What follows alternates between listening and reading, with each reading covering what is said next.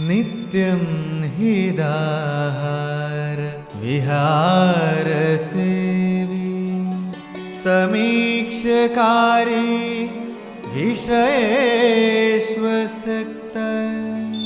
ദാതാസമ സത്യപര ക്ഷമാവാനാപ്തോപസേവീച്ച ഭവത്യരോഗ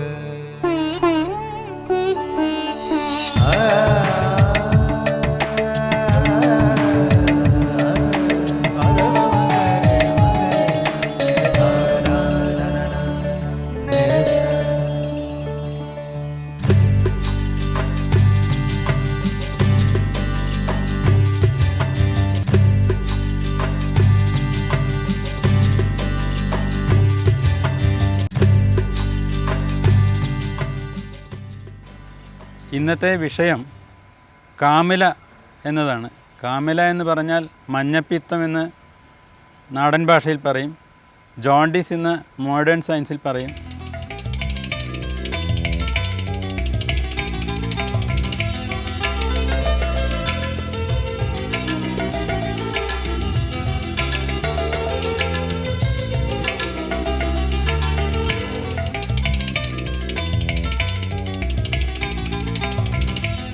നേത്രം, മൂത്രം, ത്വക്ക് ഇവയെല്ലാം മഞ്ഞ നിറത്തിലാവുക, ശരീരത്തിന് ക്ഷീണം സംഭവിക്കുക, അതുപോലെ ആഹാരത്തിന് അരുചി, ദഹനക്കുറവ് എന്നിവ സംഭവിക്കുക, ഇതെല്ലാം ഈ ജോണ്ടിസിൽ സാധാരണയായി കണ്ടുവരാറുണ്ട്.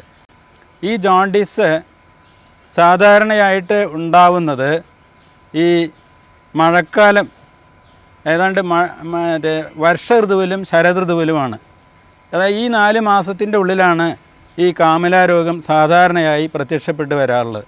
ഇതിനെന്താ കാരണം എന്ന് വെച്ചാൽ, സാധാരണയായി മഴക്കാലത്ത്, അത് ഈ കർക്കിടക മാസം എന്ന് പറയാം, കർക്കിടക മാസത്തിലാണ് കൂടുതൽ കണ്ടുവരുന്നത്. ആ കാലത്താണ് കൂടുതൽ രോഗങ്ങൾ ഉണ്ടാകുന്നത്. അതിന് കാരണം ഇതാണ്, എല്ലാം ഈ പഞ്ചഭൂതങ്ങളിലെ വായുവും ജലവും മലിനമാകുന്നു. അതാണ് ഏറ്റവും പ്രധാന കാരണം.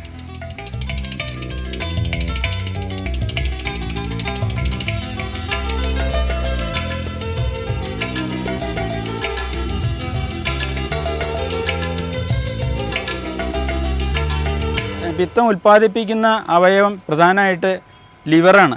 ഈ ലിവറുമായിട്ട് ബന്ധപ്പെട്ട ഒരു രോഗമാണ് ഈ കാമില എന്ന് പറയുന്നത്. പിത്തം നമ്മൾ ശേഖരിച്ച് വയ്ക്കുന്ന അവയവമാണ് ഈ പിത്താശയം, ഗാൾ ബ്ലാഡർ എന്ന് പറയും. ഈ ഗാൾ ബ്ലാഡറിലാണ് നമുക്ക് ഈ പിത്തം സംഭരിച്ച് വയ്ക്കുന്നത്.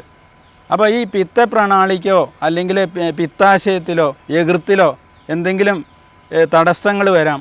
അതുപോലെ യകൃത്തിന് രോഗങ്ങൾ വരാം, യകൃത്ത് സംബന്ധമായിട്ടുള്ള രോഗങ്ങൾ വരാം. അതുപോലെ പിത്താശയത്തിലെ രോഗങ്ങൾ വരാം. ഇതുകൊണ്ടൊക്കെ കാമില വരാം.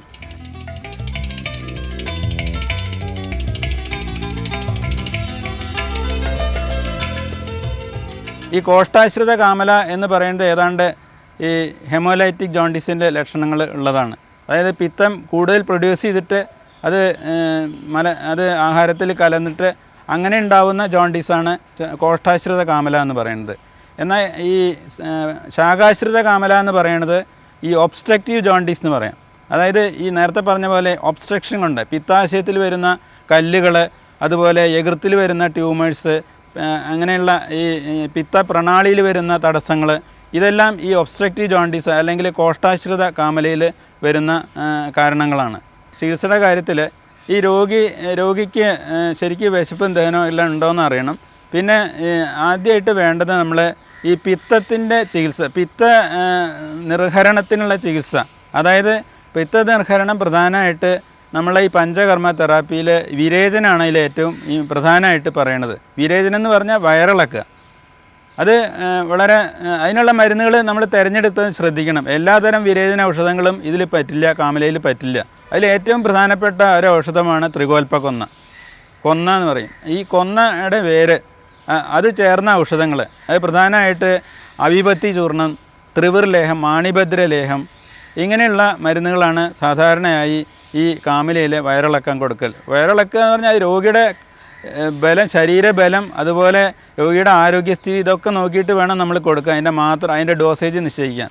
രോഗിക്ക് ഇങ്ങനെയുള്ള ഈ കഷായങ്ങളെ കൊണ്ടൊക്കെ ശരിക്കുള്ള ദഹനം, വിശപ്പ്, രുചി എല്ലാം ഉണ്ടായി കഴിഞ്ഞാൽ അതുപോലെ ആ സമയത്തേക്ക് ഏതാണ്ട് ഈ ബിലിറൂബിൻ്റെ അളവ് രക്തത്തിൽ കുറഞ്ഞു കാണും. അങ്ങനെ രക്തത്തിൻ്റെ ഈ ബിലിറൂബിൻ്റെ അളവ് സാധാരണ നിലയിലായി കഴിഞ്ഞാൽ പിന്നെ നമ്മൾ വേണ്ടത് രോഗിക്ക് കൂടുതൽ ഓജസ്സും ശരീരബലം ഉണ്ടാവാനുള്ള ചികിത്സാക്രമങ്ങളാണ്. അതൊരു സെക്കൻഡ് സ്റ്റേജാണ്.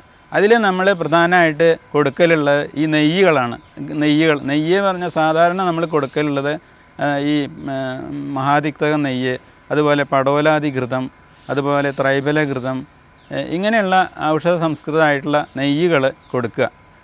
ചില രസായനങ്ങൾ, പ്രത്യേകിച്ച് ഈ ചവനപ്രാശം, ബ്രാഹ്മരസായനങ്ങൾ, ഇങ്ങനെയുള്ള രസായനങ്ങളൊക്കെ ഈ രോഗിക്ക് സാധാരണ ഒരു ഓജസ്സും ശരീരബലവും എല്ലാം ഉണ്ടാവാൻ സഹായിക്കുന്നതാണ്. ചെന്നല്ലരി കൊണ്ടുള്ള പൊടിയരിക്കഞ്ഞി അത് കഴിക്കുക. അത് തന്നെ നമ്മളിപ്പോൾ ഈ ചെറുപഞ്ചമൂലിട്ട് സംസ്കരിച്ചിട്ടുള്ള കഞ്ഞികളാണ് ഔഷധക്കഞ്ഞികൾ, അങ്ങനെ കൊടുക്കുക. അത് കൂടുതൽ ഫലപ്രദമാണ്.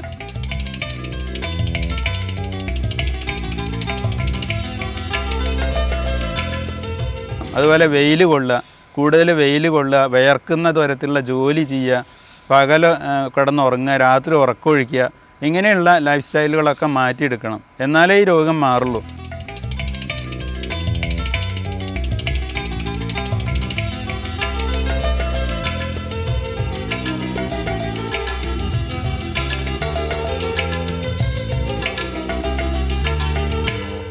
രോഗത്തിൻ്റെ കണ്ടീഷൻ വെച്ച് ഒരു ഡോക്ടറുടെ നിർദ്ദേശപ്രകാരം അതൊക്കെ കഴിക്കാവൂ.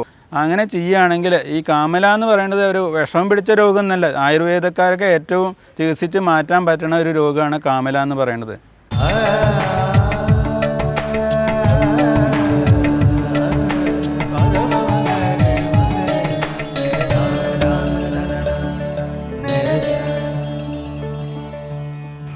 കവിതകളിലൂടെയും നാടൻ പാട്ടുകളിലൂടെയും നമുക്ക് വളരെ സുപരിചിതമായിട്ടുള്ള പിച്ചകം ഒരു അലങ്കാര സസ്യം എന്നതിലുപരി നല്ലൊരു ഔഷധ സസ്യം കൂടിയാണ്. ജാതി, മാലതി എന്നീ പേരുകളിൽ ആയുർവേദത്തിൽ അറിയപ്പെടുന്ന ഇതിൻ്റെ ശാസ്ത്രനാമം ജാസ്മിനം ഗ്രാൻഡിഫ്ലോറം എന്നാണ്. ഇത് ഒലിയേസിയെ എന്ന കുടുംബത്തിൽപ്പെടുന്നു. പിച്ചകം ഹിമാലയത്തിൻ്റെ വടക്കു പടിഞ്ഞാറൻ ഭാഗങ്ങളിലും പശ്ചിമ ബംഗാൾ, വിശാഖപട്ടണം എന്നിവിടങ്ങളിലും മാത്രമേ സ്വാഭാവികമായി കാണപ്പെടുന്നുള്ളൂ എങ്കിലും വീട്ടുമുറ്റത്തും മറ്റു ഉദ്യാനങ്ങളിലും സൗരഭ്യമുള്ള പൂക്കൾക്ക് വേണ്ടി ഇത് നട്ടുവളർത്തുന്നുണ്ട്. പിച്ചി അല്ലെങ്കിൽ പിച്ചകം എന്ന് വിളിക്കപ്പെടുന്ന ഈ ചെടി നല്ല ബലമുള്ള തണ്ടുകളോട് കൂടിയ ഒരു വള്ളിച്ചെടിയാണ്. ഇതിൻ്റെ ഇലകൾ 5 മുതൽ 7 വരെ ചെറുപത്രകങ്ങൾ ചേർന്ന സംയുക്ത പത്രമാണ്. ഇതിൽ അറ്റത്തുള്ള പത്രകത്തിന് മറ്റുള്ളവയേക്കാൾ അല്പം നീളം കൂടുതലാണ്. പൂക്കൾ ശാഖാഗ്രങ്ങളിൽ കുലകളായി കാണപ്പെടുന്നു. ആയുർവേദത്തിൽ കുഷ്ഠഹരൌഷധങ്ങളുടെ ഗണത്തിൽ ഉൾപ്പെട്ടിട്ടുള്ള ഇതിൻ്റെ ഇലയും പൂവും ചില സന്ദർഭങ്ങളിൽ വേരും ഔഷധമായി ഉപയോഗിക്കുന്നു. ദുഷ്ടവ്രണങ്ങളും അതിദുഷ്കരങ്ങളായ ചർമ്മരോഗങ്ങളും ശമിപ്പിക്കുന്നതിന് ഉപയോഗിക്കുന്ന ജാത്യാദി തൈലം, ജാത്യാദി ഘൃതം എന്നിവയിലെ പ്രധാന ചേരുവ പിച്ചകമാണ്. തലയിൽ നിന്നും വട്ടത്തിൽ മുടി കൊഴിയുന്നതിന് ഉത്തമ ഔഷധമായ മാലത്യാദി തൈലത്തിലെ പ്രധാന ചേരുവ പിച്ചകത്തിലയാണ്. വായിലും മോണയിലും ഉണ്ടാകുന്ന പുണ്ണ് ശമിക്കുന്നതിന് പിച്ചകത്തില ചവയ്ക്കുന്നത് ഒരു പരമ്പരാഗത നാട്ടുചികിത്സയാണ്. വ്രണങ്ങൾ ഉണങ്ങുന്നതിന് ഇതിൻ്റെ ഇല അരച്ചു പുരട്ടാറുണ്ട്. പ്രസവാനന്തരം മുലപ്പാൽ നിർത്തേണ്ടി വരുമ്പോൾ പിച്ചകത്തിൻ്റെ പൂവരച്ച് സ്ഥലങ്ങളിൽ പുരട്ടുന്ന പതിവ് ഇന്നും തുടർന്നു വരുന്ന ഒരു നാട്ടുവൈദ്യമാണ്. പൂവിട്ട് കാച്ചി എണ്ണ പുരട്ടുന്നത് ചൊറി, ചിരങ്ങ്, കരപ്പൻ എന്നിവ ശമിക്കുന്നതിന് നല്ലതാണ്. രക്തശുദ്ധിക്കും ചർമ്മരോഗങ്ങൾ ശമിപ്പിക്കുന്നതിനും പിച്ചകവേര് ഫലപ്രദമാണ്. സാധാരണയായി കമ്പ് മുറിച്ച് നട്ടാണ് ഇതിൻ്റെ പ്രജനനം നടത്തുന്നത്. മൂപ്പത്തിയ കമ്പുകൾ മുറിച്ചെടുത്ത് വളമണ്ണു നിറച്ച പൊളിത്തീൻ കവറുകളിൽ നട്ടുകൊടുത്ത് ഇതിനെ വേര് പിടിപ്പിച്ചെടുക്കാം. ഇങ്ങനെ വേര് പിടിപ്പിച്ചെടുത്ത കമ്പുകൾ അനുയോജ്യമായ സ്ഥലത്ത് നട്ടുകൊടുത്ത് നമുക്കിത് വളർത്തിയെടുക്കാവുന്നതാണ്. ഇത് ഒരു വള്ളിച്ചെടി ആയതിനാൽ പടർന്നു വളരുന്നതിന് വേണ്ടി മറ്റു മരങ്ങളുടെ ചുവട്ടിലോ അല്ലെങ്കിൽ പിടിച്ചു കയറുന്നതിന് വേണ്ടി കയറോ പന്തലോ കെട്ടിക്കൊടുക്കേണ്ടതാണ്.